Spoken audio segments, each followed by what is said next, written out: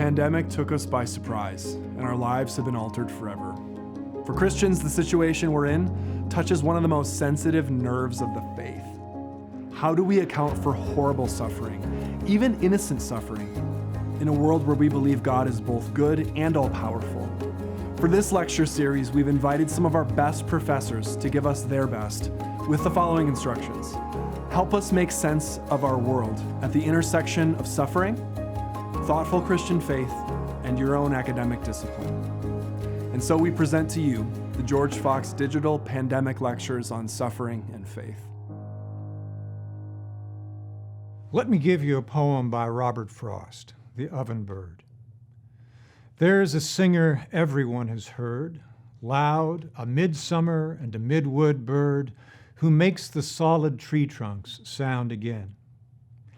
He says that leaves are old, and that for flowers, midsummer is to spring as 1 to 10. He says the early petal fall is past, when pear and cherry bloom went down in showers on sunny days, a moment overcast, and comes that other fall we name the fall.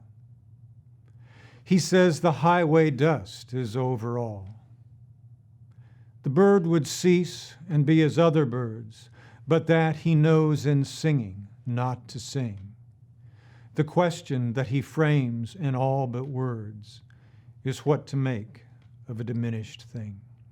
Now that's a poem I've come back to time and time again, and as is so often the case with a poem, I began to love it before I quite knew why.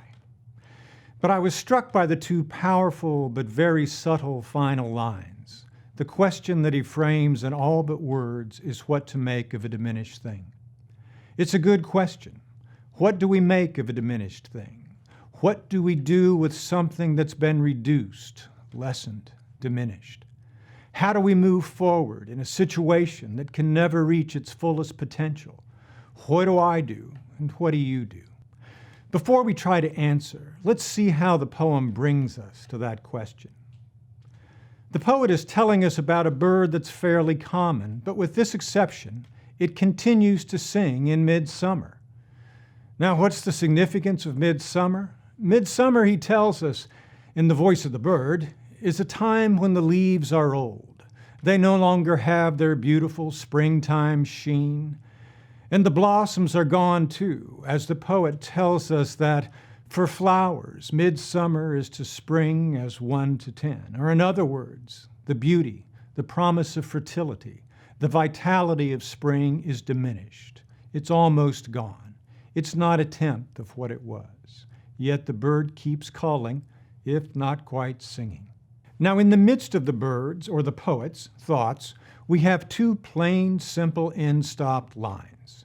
They draw attention to themselves by their simplicity, but it turns out they're not so simple at all. Line 9 states, "And comes that other fall we named the fall." Let me say that again. "And comes the other fall we named the fall." It's strange for the poet, so careful with his words, to repeat the word fall twice. But because he does so, the word compels our attention. Not only that, but he constructs the sentence in such a way that not only the sentence, but the line too ends emphatically with the fall. So what does that mean? Well, the phrase the fall refers most immediately to the petal fall, but also to the fall of the year or autumn. But that phrase, the fall, given all that emphasis, stays in our minds as we read on. He follows the fall with the only single sentence line in the poem. And that's another way to focus our attention. Here it is. He says the highway dust is over all. He says the highway dust is over all. During this lifeless time of year, dust covers everything. And when, in a lifeless midsummer context, we read the word dust and it's over everything, we should recall another great poem, a far more important poem that refers to dust, Genesis 3:19. Genesis 3:19 concludes, "For out of dust you were taken, for you are dust, and to dust you shall return." We've heard those familiar lines many times, maybe at church on Ash Wednesdays, and certainly at funerals. But when we look at them in the Bible, we find that they're the final lines of the curse on humankind. They occur right after the story of the fall in Genesis. So then the significance of the fall in the poem becomes more clear. Just as in Genesis 3, here in the poem, we have a fall, and we have dust returning to dust. Through this reference, the poem offers us a metaphor. As readers, we hold the situation of the bird in one hand, and we hold the situation of the poet, of the human, in the other. The bird does its calling in a world that's past its prime, and what should we humans do? What do we humans do in a world that is, if you will, diminished or fallen? That's a heavy question. Now, if I weren't a Christian, I would still love this poem. It has a deeply felt melancholy, and it offers a meaningful human problem. But when I let the question of the poem, what do we make of a diminished thing, when I let that question be informed by my Christian belief, the truth it offers becomes deeper. The world we live in is in a fallen state, a diminished state. And what are we as Christians called to do in this fallen world? Most generally, I think we know. We're called to do whatever is in our power to further the work of God, that God's will may be done on earth as it is in heaven. That's what we pray for. But in particular, that's a tough one. I think about the situation we live in now, as the fallen world suffers under a deadly pandemic. Most of us know people who have been stricken or even killed by the coronavirus. And maybe even closer to our own experience, the things we used to take for granted, walking to a grocery store, chatting with friends over coffee, or even getting together to talk about a poem, are suddenly gone from our lives. Many of the everyday things that we once would have said made our lives worth living have disappeared. Or at best, they've changed, or, in the words of the poet, diminished. We are, it seems, living a diminished life. So I think we can rightly ask with the poet, what do we make of a diminished thing? Well, that sounds pretty dark, but I think there's hope. As believing Christians, we have every reason to hope. In light of our own theology, we know well that even for all the joy our faith can bring, we've already been living a diminished life, a life in a fallen world. And as Christian disciples, we know what our calling is in this diminished world. As I said a minute ago, our calling is to do the work of the kingdom of God. In a way, you could even say that as followers of Jesus, making something of a diminished thing has been the very center of our lives. It's our common calling. It's the thing we do the best.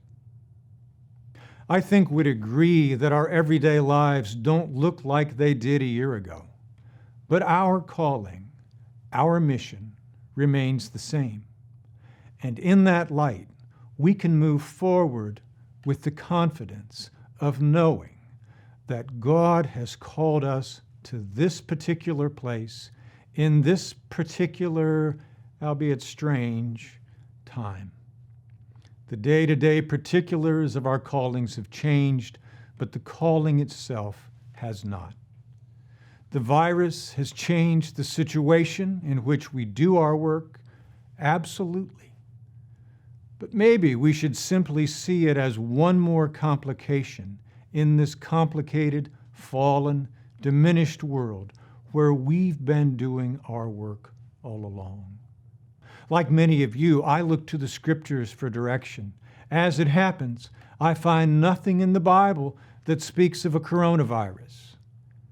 But what I do find throughout the Bible is this. I find people moving ahead in faith to follow God's call even when they have no idea what the particulars of the situation are or will be. I find Abram a childless man with a 75-year-old wife moving his clan to a new country, banking on God's promise that his descendants will become as numerous as the stars in the sky. Figure that one out. I find Jacob wrestling with God and apparently almost winning. And I find Joseph sold into slavery by his own brothers, but telling them a few years and a couple of famines later that the evil they had meant to do him, God meant for good. We often don't understand the situations in which we're placed. We don't know why God allows things to happen or how they'll work out, but we do know our calling. Right now, we're looking at our world and understanding our situation only dimly. How will it all work out? We don't know. But we do know that God is faithful to those whom he has called, and now is not the time to doubt our calling, to do our best work, to make the very best of a diminished thing. You just heard from Dr. William Jolliff, professor of English. He's a musician and an award-winning poet whose publications include the poetry collections Twisted Shapes of Light and Whatever Was Ripe. We have more lectures in this series. Check them out on our YouTube page for George Fox Digital.